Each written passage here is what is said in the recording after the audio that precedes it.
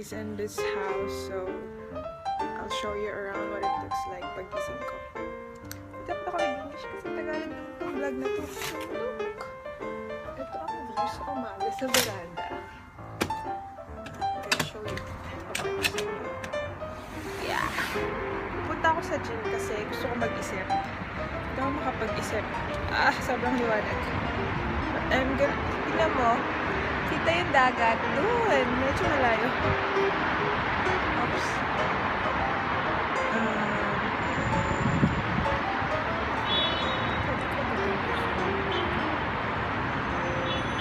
Hindi siya pwedeng i-zoom eh. Pero makita mo yun yung dagat. See the dagat. Pahangin ko lang itong gym gloves ko. Baho! Hindi ko nalaban. Other things in life. All that stuff after.